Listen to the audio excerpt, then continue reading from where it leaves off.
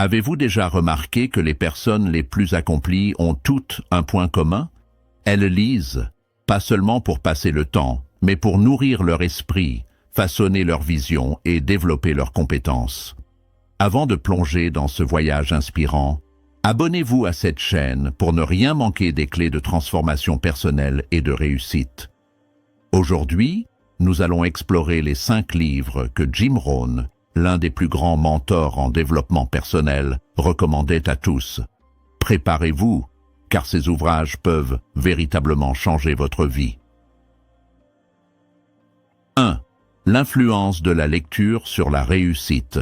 Jim Rohn, mentor légendaire en développement personnel, répétait souvent que la lecture était une clé essentielle du succès. Pour lui, ce n'était pas simplement une distraction ou une activité intellectuelle, c'était un acte de transformation. Il disait que les livres nous permettent de voyager dans l'esprit de personnes plus sages, plus expérimentées, et de bénéficier en quelques heures de ce qu'elles ont mis des années à apprendre et à vivre. Lire, c'est accélérer son propre développement en empruntant les raccourcis de l'expérience des autres. Pourquoi la lecture a-t-elle un impact aussi fort sur la réussite? Parce qu'elle nous expose à des idées nouvelles. Notre cerveau est comme un terrain fertile. Si nous n'y semons rien, rien ne poussera. Les livres sont des semences de sagesse, d'inspiration et de stratégie. Chaque chapitre lu est une graine plantée, et plus nous lisons, plus nous multiplions nos chances de récolter de belles réussites. Sans idées nouvelles, nos actions stagnent, et sans actions nouvelles, il n'y a pas de résultats nouveaux. La lecture agit également comme un miroir. Lorsque nous découvrons les histoires de ceux qui ont réussi, nous nous voyons à travers leur parcours. Nous réalisons que les obstacles que nous croyons uniques ne sont en réalité pas exceptionnels. Les grands leaders, entrepreneurs et penseurs ont tous traversé des difficultés similaires aux nôtres. Et c'est dans leurs récits que nous trouvons non seulement du courage, mais aussi des solutions concrètes.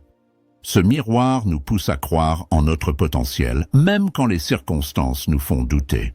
Un autre aspect puissant de la lecture, c'est qu'elle affine notre pensée. Dans un monde saturé d'informations rapides et superficielles, réseaux sociaux, vidéos courtes, notifications incessantes, les livres nous obligent à ralentir et à réfléchir en profondeur. Lire, c'est se plonger dans un raisonnement, suivre une logique, comprendre une philosophie. Cela développe notre capacité à analyser, à prendre du recul et à faire des choix plus intelligents. Et comme Jim Rohn aimait le rappeler, la réussite, ce n'est pas ce que vous poursuivez, c'est ce que vous devenez. En outre, la lecture est une arme contre la pauvreté mentale. Beaucoup de personnes investissent dans des vêtements, des loisirs ou des gadgets, mais négligeant d'investir dans leur esprit. Pourtant, un seul livre peut contenir une idée capable de transformer une vie entière. Pensez-y. Combien vaut une stratégie qui vous aide à doubler vos revenus? Combien vaut une philosophie qui vous donne la paix intérieure? Les livres coûtent peu, mais leur valeur est infinie. La vraie pauvreté n'est pas celle du portefeuille, mais celle de l'esprit, qui ne se nourrit jamais de nouvelles idées. Lire, c'est aussi se connecter avec les plus grands esprits de l'histoire. Imaginez pouvoir dialoguer avec Socrate, Benjamin Franklin, ou encore avec les grands penseurs modernes sans jamais les rencontrer physiquement. Les livres sont des conversations immortelles. Ils nous permettent de recevoir des conseils d'hommes et de femmes qui ne sont parfois même plus de ce monde, mais dont les leçons résonnent encore avec une actualité impressionnante. En tournant une page, nous nous asseyons symboliquement à la table des géants. Jim Rohn soulignait aussi que la lecture n'est pas une simple accumulation de savoir, mais une préparation mentale. Ce que vous lisez aujourd'hui peut ne pas sembler utile immédiatement, mais demain, face à une décision importante, un souvenir de lecture peut surgir et vous guider. Les livres construisent en silence une réserve de sagesse qui, le moment venu, devient une arme redoutable. La lecture est donc un investissement à long terme. Elle prépare votre futur succès, même si vous n'en voyez pas encore les fruits. Enfin, la lecture vous distingue. Dans un monde où beaucoup se contentent de divertir leur esprit, celui qui choisit d'éduquer le sien prend une avance considérable. C'est une discipline rare, et c'est justement cette rareté qui en fait une force. Les grands leaders sont des lecteurs, car ils savent que la vraie richesse se trouve dans les idées. Et les idées ne s'obtiennent pas par hasard, elles se cherchent, se récoltent et se cultivent, page après page. Voilà pourquoi Jim Rohn insistait tant sur l'importance des livres, parce qu'ils façonnent notre caractère, élargissent nos horizons et renforcent notre discipline intérieure. La lecture est bien plus qu'un simple passe-temps, c'est l'acte fondateur de toute réussite durable. En cultivant l'habitude de lire chaque jour, vous ne nourrissez pas seulement votre esprit, vous construisez aussi la version future de vous-même. 2. Résumé de livres clés sur le succès. Jim Rohn considérait certains livres comme des piliers incontournables pour quiconque voulait progresser dans la vie. Ces ouvrages ne sont pas de simples lectures agréables, ils sont de véritables manuels de transformation personnelle. Ce qui les rend si puissants, c'est qu'ils condensent des décennies d'expérience, d'épreuves et de découvertes en quelques centaines de pages accessibles à tous. Chaque livre contient un trésor, une idée qui peut devenir le déclic vers une nouvelle direction. Le premier livre que Jim Rohn recommandait avec insistance est « La richesse des nations » d'Adam Smith. Ce classique de l'économie, publié au XVIIIe siècle, explore les fondements de la prospérité et du commerce. Pour beaucoup, c'est une lecture dense, mais Rohn expliquait que comprendre les principes économiques était indispensable pour quiconque voulait bâtir une fortune. Ce n'est pas seulement un livre sur l'argent, c'est un livre sur la logique qui régit les sociétés et qui nous apprend que la richesse se crée par la valeur que l'on apporte. Un autre ouvrage incontournable est la Bible, non seulement pour sa dimension spirituelle mais aussi pour ses leçons de sagesse et de discipline. Jim Rohn voyait dans ce texte fondateur un guide intemporel pour comprendre les principes moraux, la persévérance et la foi. Peu importe la croyance personnelle de chacun, la lecture de la Bible apporte des enseignements sur le leadership, le courage, le service et l'importance d'avoir une boussole intérieure dans un monde instable. Pour lui, la lecture de ce texte sacré était une école de vie. Jim Rohn recommandait aussi le plus grand vendeur du monde, Dog Mandino. Ce livre, présenté sous la forme d'une parabole inspirante, enseigne les secrets de la réussite par le développement d'habitudes quotidiennes. L'histoire suit Hafid, un jeune chamelier qui aspire à devenir un grand vendeur. Mais au-delà de la vente, ce récit transmet des leçons sur la discipline, la gratitude, la confiance en soi et l'art de persévérer malgré les épreuves. Rohn disait que chaque personne devrait lire ce livre au moins une fois pour comprendre que le succès est avant tout une affaire de caractère. Un autre classique dans la liste de Jim Rohn est « Réfléchissez et devenez riche » de Napoleon Hill. Ce livre est considéré comme l'un des plus puissants en matière de développement personnel et financier. Hill y révèle les principes communs des grands hommes d'affaires et inventeurs qu'il avait étudiés. L'idée centrale est que nos pensées déterminent notre destinée. Cultiver une vision claire, développer une foi inébranlable et s'entourer d'un mastermind, un cercle de personnes inspirantes, sont des étapes clés vers la prospérité. Jim Rohn soulignait que ce livre ne se lit pas, il s'étudie. Parmi les recommandations de Rohn figurent également les essais de Montaigne. Ce n'est pas un manuel classique de développement personnel, mais un chef-d'œuvre de réflexion humaine. Montaigne y explore les comportements, les choix, les erreurs et les réussites de l'homme. Pour Jim Rohn, ce livre illustrait l'importance de la réflexion sur soi et de la recherche d'une vie équilibrée. Lire Montaigne, c'est apprendre à mieux se connaître, et l'autoconnaissance est une des bases les plus solides du succès durable. En évoquant ces livres, Rohn rappelait une vérité fondamentale. Il ne s'agit pas seulement de lire, mais de laisser ces ouvrages nous transformer. Chaque résumé, chaque histoire, chaque principe doit être absorbé, réfléchi et appliqué. Le danger est de lire un livre comme on regarde un film, passivement, en oubliant toute une fois la dernière page tournée. La lecture doit être active, souligner, prendre des notes, discuter des idées et surtout les mettre en pratique dans sa vie quotidienne. Ces livres sont des compagnons de route. Ils ne promettent pas un succès immédiat, mais ils construisent une fondation solide. Ils nous rappellent que le succès n'est pas une question de chance, mais de principes universels que l'on choisit ou non d'appliquer. Lire ces classiques, c'est s'exposer à des idées éternelles qui continuent de transformer des vies, génération après génération. Jim Rohn insistait aussi sur le fait que chacun devrait bâtir sa propre relation avec ses livres.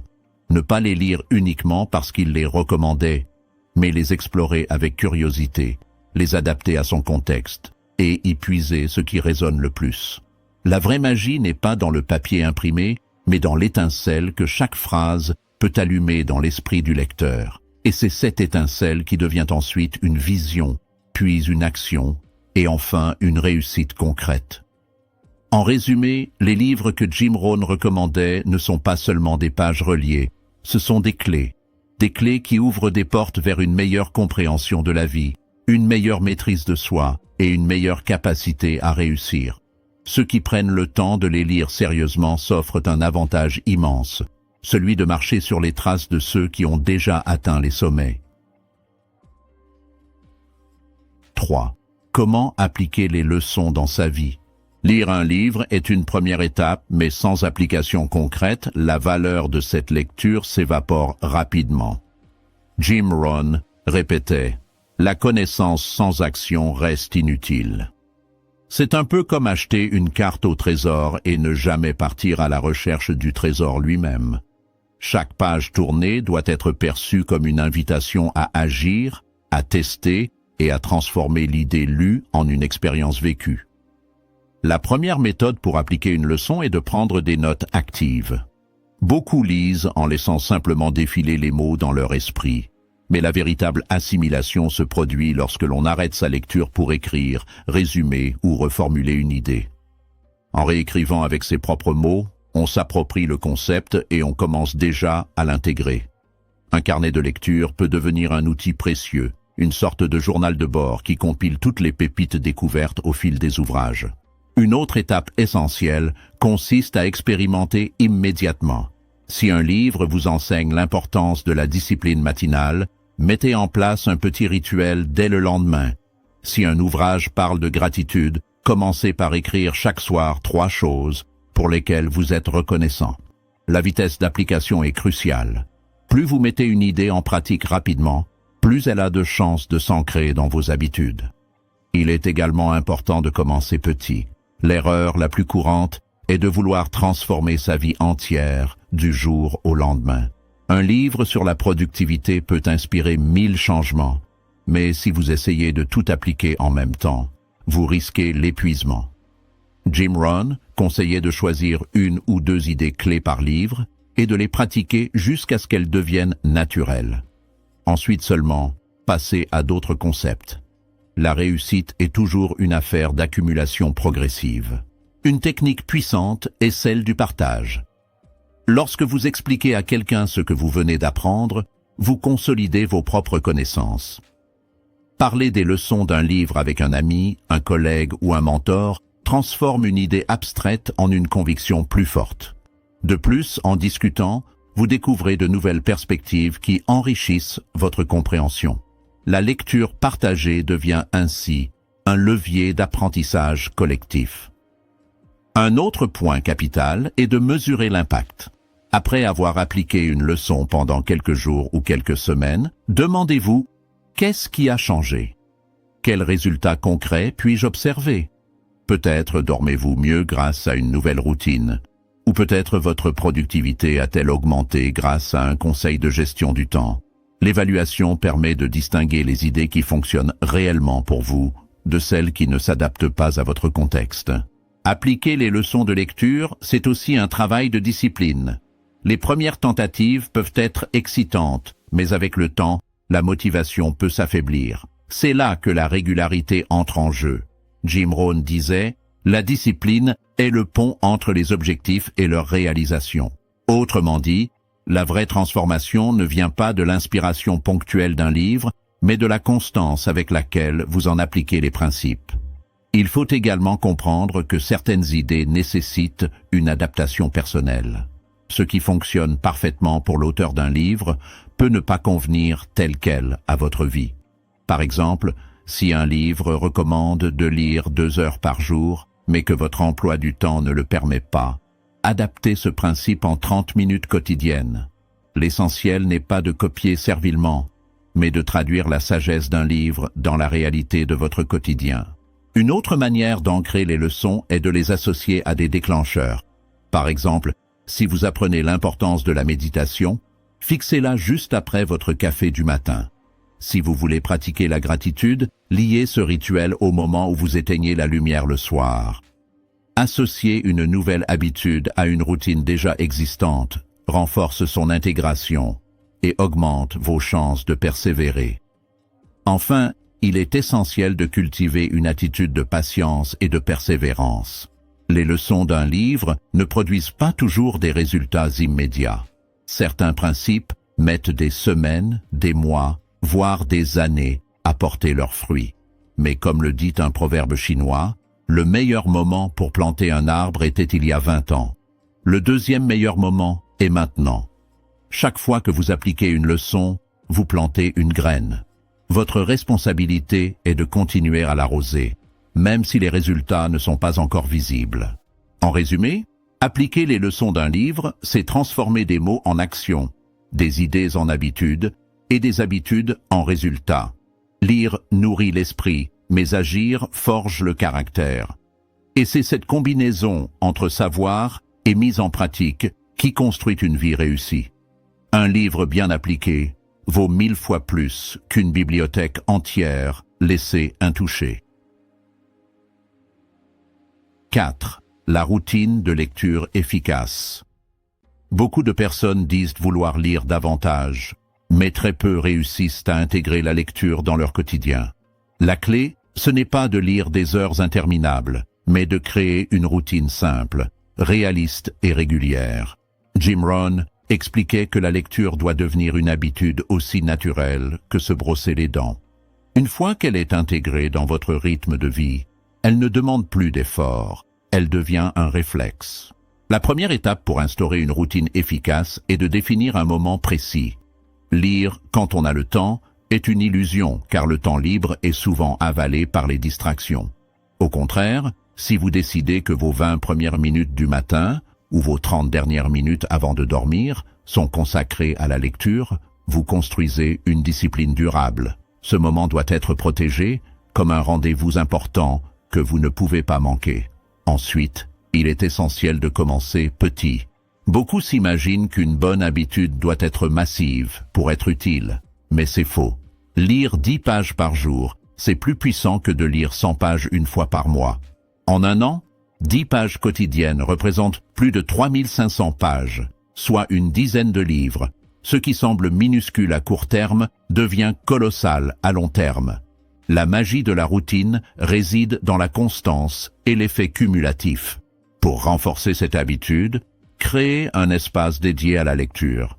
Il peut s'agir d'un coin tranquille dans votre salon, d'une chaise confortable près d'une fenêtre, ou même d'un café où vous aimez vous rendre. L'environnement joue un rôle déterminant. Lorsque vous entrez dans cet espace, votre cerveau associe immédiatement le lieu à l'activité. Cette ritualisation transforme la lecture en un moment agréable et attendu, plutôt qu'en une tâche forcée. Un autre élément puissant est d'avoir toujours un livre à portée de main. La technologie nous offre des opportunités incroyables. Avec une liseuse ou même une application sur smartphone, vous pouvez transformer les temps morts, files d'attente, trajets en transport, pauses déjeuner, en moments de lecture. Ces petits fragments de temps, accumulés chaque semaine, peuvent ajouter plusieurs heures de lecture, sans que vous ayez besoin de les chercher. Pour que la routine soit vraiment efficace, il est recommandé de planifier ses lectures. Beaucoup abandonnent parce qu'ils ne savent pas quoi lire ensuite. En établissant une liste claire de livres à parcourir dans les prochains mois, vous évitez la dispersion et vous gardez un cap. Jim Rohn disait souvent « Les livres sont comme des amis. Choisissez-les avec soin, car ils influenceront votre destinée. » Avoir une vision de sa bibliothèque future motive à continuer. La régularité repose aussi sur la gestion des distractions. Nous vivons dans un monde où la concentration est constamment attaquée. Notifications, réseaux sociaux, télévision. Pour réussir à lire chaque jour, il faut instaurer des limites. Éteignez le téléphone pendant votre séance, fermez les écrans et offrez-vous ce moment de calme total. Ce silence est non seulement propice à la lecture, mais aussi bénéfique pour votre esprit saturé d'informations rapides. Une autre astuce consiste à lier la lecture à une habitude existante. Par exemple, lire pendant votre café du matin ou juste avant d'éteindre la lumière le soir. Les habitudes fonctionnent mieux lorsqu'elles s'ancrent sur une routine déjà en place. Cette technique, appelée empilement d'habitudes, augmente vos chances de persévérer. Vous ne forcez pas votre emploi du temps, vous l'enrichissez. Il est aussi utile de pratiquer une lecture active dans votre routine. Ne vous contentez pas de passer les yeux sur les mots. Soulignez, notez, marquez les passages importants. Chaque séance devient ainsi une session de transformation et non un simple divertissement. Vous construisez au fil du temps un trésor de réflexion personnelle que vous pourrez revisiter. Enfin, n'oubliez pas que la lecture doit rester un plaisir. Une routine trop rigide peut transformer ce qui devrait être une source d'inspiration en une corvée. Autorisez-vous parfois à varier. Un roman inspirant après un essai dense, une biographie motivante après un livre de philosophie. Ce mélange nourrit l'esprit tout en maintenant la motivation. La variété, alliée à la discipline, crée un équilibre durable. En résumé, une routine de lecture efficace repose sur la simplicité, la régularité et le plaisir. Ce n'est pas la quantité de temps qui compte, mais la qualité et la constance. Lire un peu chaque jour vaut infiniment plus que lire beaucoup de manière sporadique. En adoptant cette discipline, vous construisez progressivement une bibliothèque intérieure qui guidera vos décisions, enrichira votre vision et renforcera votre caractère. Et comme le disait Jim Rohn, les livres ne changent pas votre vie. Ce qui change votre vie, c'est ce que vous faites avec les livres. 5. Créer sa propre bibliothèque de croissance. Jim Rohn rappelait souvent que votre bibliothèque personnelle est un miroir de votre esprit. Elle reflète vos centres d'intérêt, vos ambitions et votre volonté de vous élever. Construire une bibliothèque de croissance, ce n'est pas simplement accumuler des livres, c'est poser les fondations d'un futur plus riche, plus sage et plus inspirant. Chaque ouvrage choisi est une brique ajoutée à l'édifice de votre réussite. La première étape consiste à choisir vos livres avec intention. Beaucoup achètent des ouvrages par impulsion ou parce qu'ils sont populaires, mais une bibliothèque de croissance ne se bâtit pas sur le hasard. Elle se construit sur des besoins précis, développer sa discipline, comprendre la psychologie humaine, apprendre la gestion financière, cultiver le leadership. Chaque livre doit répondre à une question que vous vous posez ou à une compétence que vous souhaitez acquérir. Il est utile de voir sa bibliothèque comme un jardin. Certains livres sont des fleurs qui apportent de la beauté et de l'inspiration immédiate. D'autres sont des arbres robustes qui mettent du temps à grandir, mais qui vous donneront de l'ombre et des fruits pour la vie. Les romans inspirants, les biographies et les essais philosophiques nourrissent l'âme, tandis que les manuels pratiques, les ouvrages de stratégie et les livres de développement personnel nourrissent l'action. Un jardin équilibré contient les deux. Créer une bibliothèque de croissance, c'est aussi comprendre que la qualité prime sur la quantité. Il ne s'agit pas d'impressionner avec des centaines de volumes alignés sur une étagère, mais de bâtir une collection vivante, utile et revisitée. Mieux vaut 20 livres lus, annotés et appliqués que 200 livres jamais ouverts. Une bibliothèque de croissance est un espace où chaque titre a sa raison d'être et un impact réel sur votre vie. Une stratégie efficace est de diviser votre bibliothèque en thématiques clés. Par exemple, succès et finances, développement personnel, philosophie de vie, santé et bien-être, communication et relations humaines, leadership et entrepreneuriat. Cette organisation permet non seulement de retrouver facilement un livre, mais aussi de visualiser les domaines dans lesquels vous grandissez. Vous pouvez ainsi équilibrer vos lectures et éviter de négliger certains aspects essentiels de votre développement. Un autre point important est de personnaliser votre bibliothèque. Ajoutez des notes manuscrites, des marque-pages, des fiches de résumé. Votre bibliothèque doit être vivante, interactive, un prolongement de votre réflexion. Lorsque vous reprenez un livre après quelques années, vos annotations deviennent des témoins de votre évolution. Vous réalisez alors à quel point vos perceptions ont changé et à quel point vous avez grandi. Construire une bibliothèque de croissance, ce n'est pas uniquement stocker des livres physiques. Aujourd'hui, les outils numériques, comme les liseuses, les bibliothèques en ligne ou les audiobooks, élargissent vos possibilités. Mais même dans ce contexte moderne, Jim Rohn insistait sur l'importance d'avoir des livres visibles dans votre espace de vie. Une bibliothèque tangible agit comme un rappel permanent de votre engagement envers l'apprentissage. Elle inspire non seulement vous-même, mais aussi vos proches et vos enfants. Il est aussi conseillé de prévoir un budget pour les livres. Trop de personnes hésitent à investir dans un ouvrage à 20 €, alors qu'elles dépensent sans réfléchir dans des plaisirs passagers. Pourtant, un seul chapitre peut contenir une idée qui multipliera vos revenus ou qui transformera votre état d'esprit. Considérez vos livres comme des actifs qui prennent de la valeur à mesure que vous les lisez et les appliquez. Votre bibliothèque de croissance doit évoluer avec vous. Les livres que vous choisissiez à 20 ans ne seront pas les mêmes que ceux qui vous accompagneront à 40. Certains titres deviendront des classiques intemporels que vous relirez plusieurs fois, tandis que d'autres perdront leur pertinence avec le temps. Cette évolution est naturelle. Elle reflète votre propre progression. La bibliothèque est un organisme vivant qui grandit et se transforme avec votre parcours. Enfin, créer une bibliothèque de croissance, c'est aussi transmettre un héritage. Les livres que vous collectionnez aujourd'hui pourront un jour inspirer vos enfants, vos amis ou vos collaborateurs. Ils porteront les traces de vos choix, de vos réflexions et de vos passions.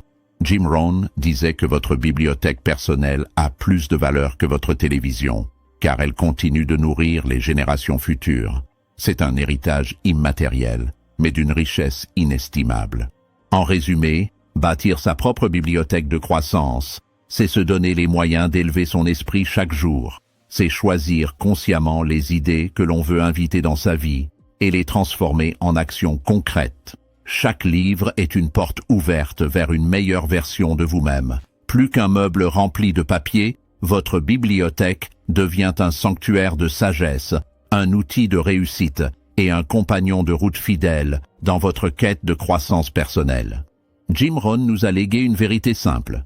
Votre bibliothèque personnelle sera toujours plus précieuse que votre télévision. Alors, lequel de ces livres allez-vous choisir pour commencer votre transformation? Abonnez-vous, partagez cette vidéo et souvenez-vous, votre futur dépend de ce que vous apprenez aujourd'hui.